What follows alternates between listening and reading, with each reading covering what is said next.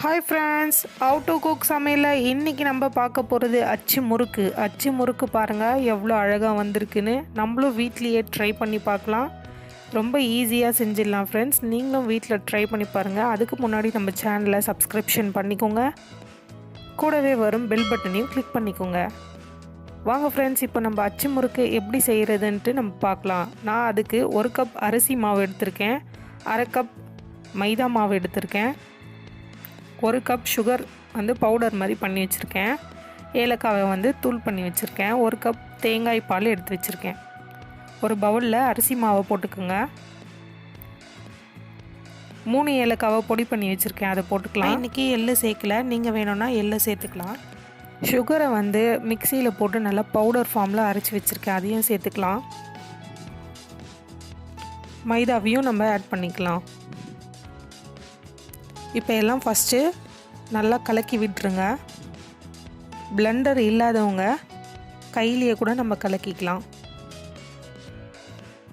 நல்லா எல்லாம் ஒன்றா கலந்துட்டு கொஞ்சம் கொஞ்சமாக தேங்காய் பாலை சேர்த்து கட்டி பதம் இல்லாமல் கரைச்சிக்கலாம். தேவைப்பட்டால் நீங்கள் முட்டையை கூட சேர்த்துக்கலாம் ஃப்ரெண்ட்ஸ்.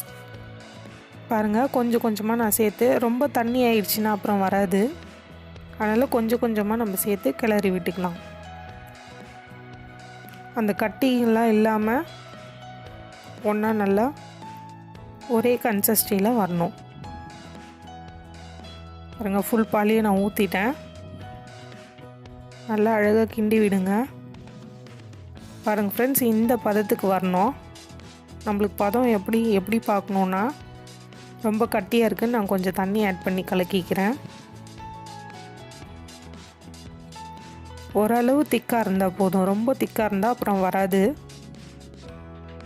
பாருங்கள் ஃப்ரெண்ட்ஸ், நம்ம ஸ்பூன் வச்சு எடுத்தோன்னா பின்னாடி இந்த மாதிரி வரணும். இதுதான் ஃப்ரெண்ட்ஸ் சரியான அளவு.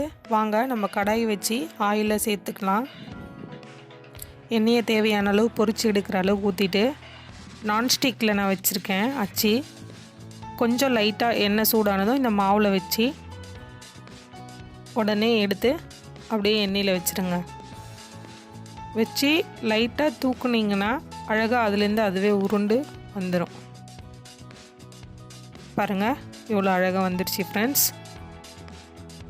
நான் இன்னொன்று போடுறேன் பாருங்கள். எவ்வளோ அழகாக வந்திருக்கு பாருங்கள். லைட்டாக அப்படியே மேலே ஷேக் பண்ணிங்கன்னா அழகாக கீழே இறங்கி எண்ணெயில் வந்துடும் அந்த மாவு.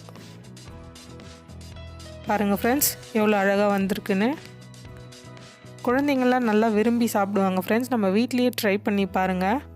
குழந்தைங்களுக்கு செஞ்சு கொடுங்க. நீங்களும் செஞ்சு பாருங்கள் ஃப்ரெண்ட்ஸ். கமெண்ட்ஸ் பண்ணுங்கள், ஷேர் பண்ணுங்கள், லைக் பண்ணுங்கள். Thank you friends.